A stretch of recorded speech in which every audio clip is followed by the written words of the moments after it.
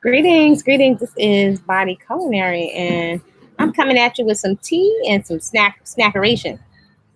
So I just ate mine, unfortunately, before most of mine before I turned on the camera. But right now I have some really beautiful passion fruit. This is like one of the most delicious fruits on the planet, and I have two different varieties of passion fruit. Oh my gosh! Just to describe, I don't know if you ever had this fresh. This is one of the most delicious fruits. This one isn't as sweet. This is one of the most delicious fruits. Like the flavor, you can't even contain yourself. Then I'm splitting this with my sister, so I'm not eating her portion. I split a nectarine with her. And then I also have a version of a golden kiwi. These are super delicious. Here's regular kiwi, and here's the golden kiwi. And did you know you can actually wash and eat the skin off of the kiwi? So again, this is a golden, or sometimes they call it a New Zealand kiwi, and then this is the regular kiwi. These are really, really high in vitamin C. And I also here, where did my mint go? I just picked some fresh mint out of the garden, which really this smells so beautiful. If you can start a garden, even if it's in your windowsill. And then from somebody in another town, I have some dried mint. It smells potent, but and the different varieties of mint. So whenever you can, it's wonderful to grow your own herbs, because then you can do sun teas. There are lots of essential oils, like the perfumes that have healing properties in it inside the fresh plant, as well as the living water. So that's always preferable. And all fresh mint to freshen your breath. It's good for stomach aches or indigestion. It's also very cooling to the system. Plus, you can use it in sweet dishes like fruit salads, or you can put it on top of, if I do fruit puddings. And you can also put it in certain savory dishes, like if you did a tabbouleh. So it smells so beautiful, so potent and fresh when it's fresh. So I was also just finishing off. Oh, I still got a little bit of passion fruit. So mine's over here. I knocked mine's out already. This one is for my sister. I'm not going to eat hers. And so I just came from chatting with a farmer at the farmer's market.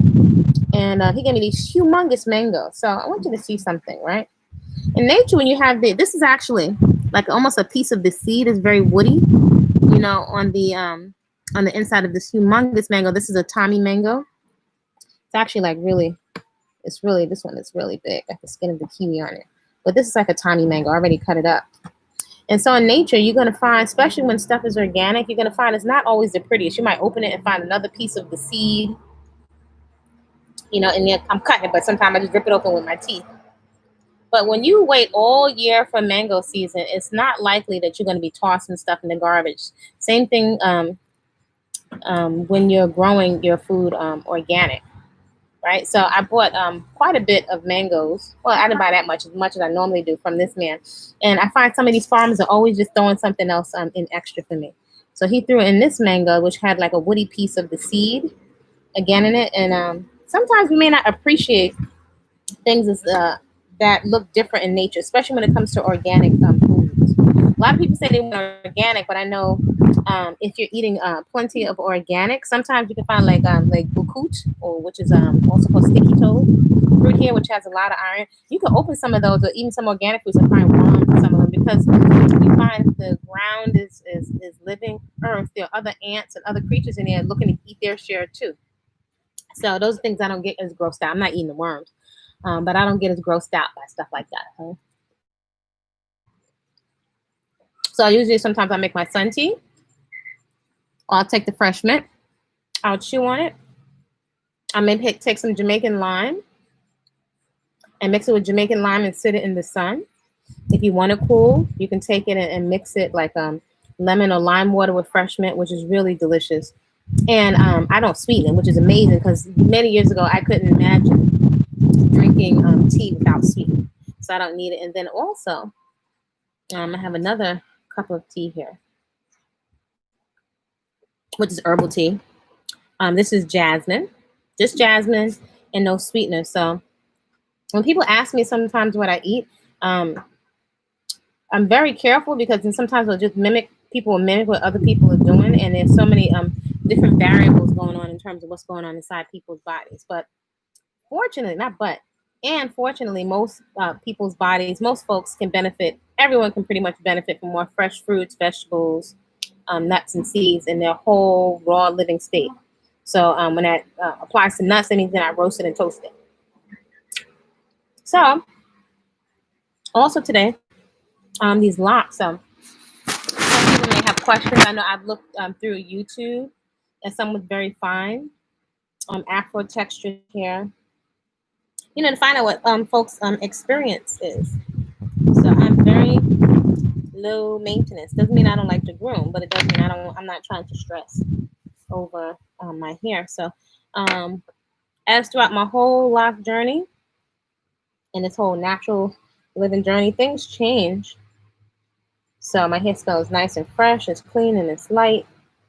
And it's got a little length on it, but it's changing again. So some things that folks may want to consider.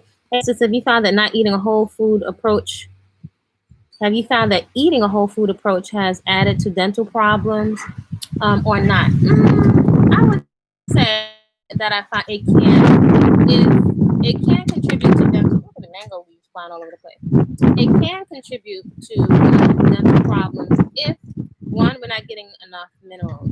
Two, I think many folks can perhaps assume that because we're eating all natural, that we can be lax with our dental hygiene. For example, if the children are not eating all the wrapped candy out of the store, we may, some folks, when they get to a certain age, may give them more raisins, even a fruit juice sweetened lollipops or things out of a health food store, and not be as diligent with cleaning their teeth. So I've seen some children that are very healthy in one aspect, but I've seen children, vegan and non-vegan, with dental caries, right? So I would say that we still need to be very mindful of rinsing our teeth right after we eat fruit, and not allowing pineapple and high sugar fruits to stay on the teeth. So I think we still have to be vigilant with dental hygiene, even if we're eating natural and if we're eating more fresh fruits.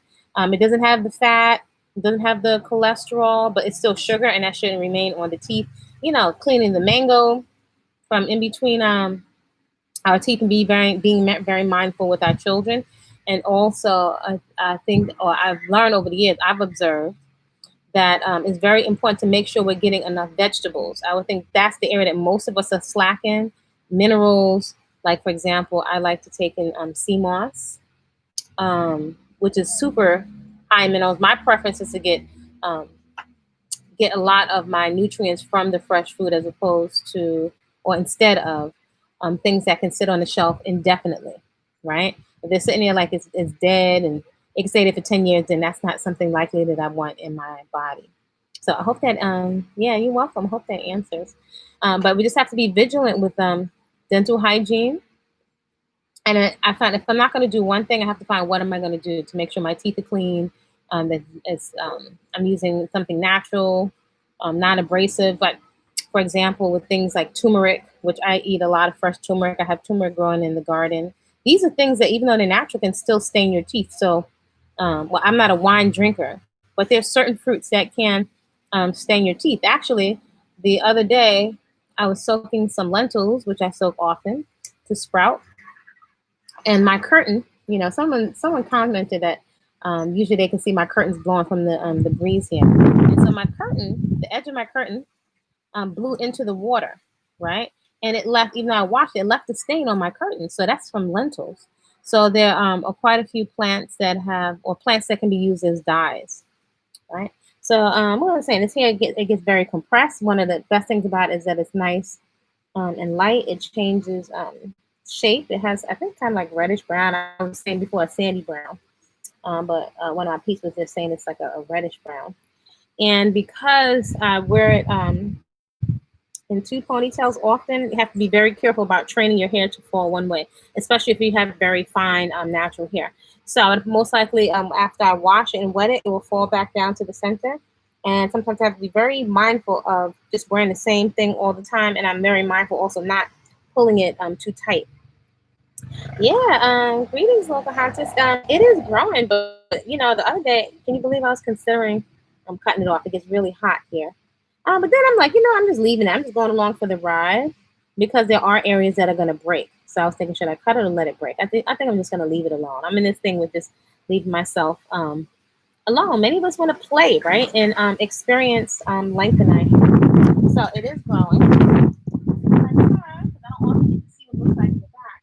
You can see it's kind of this way, and it's I'm kind of trained this way because I'm always pulling it in a ponytail. So when I rinse it with tea, which I would do often, then it will fall more straight down. But the length is fun. At the same time, it's really, really hot.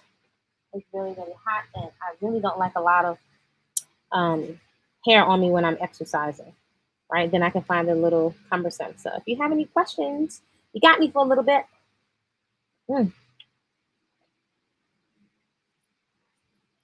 This is a tiny mango. So this is not a hairy mango. And these things can be, sometimes get about to like 3 pounds. This one maybe is like a bit over a pound, the mango I'm eating. But that's my little 2 cents. Such an epiphany that when nature's giving you so many treats, there's no need to cheat. With your hair, have you noticed a smell in your picks when you don't use a shampoo? Haven't noticed, a smell in my locks? Actually, no. What I would say is that I noticed that the hair, it definitely dries faster because there's nothing in it. And usually if I was going to rinse it or wash it, I do that in the early day and it's hot enough where within a couple of hours it's already dry. So I found the oil, the times when I did use oil, because I wasn't big on putting much else in my hair but coconut or olive oil, it did have a tendency to take longer to dry. And I think your hair can have a tendency. I'm in the garden a lot and I exercise a lot. My hair never really smells, but it can take longer to dry. And if you sleep on it, maybe you pick up like a little bit of a scent, which just doesn't smell the freshest. But as soon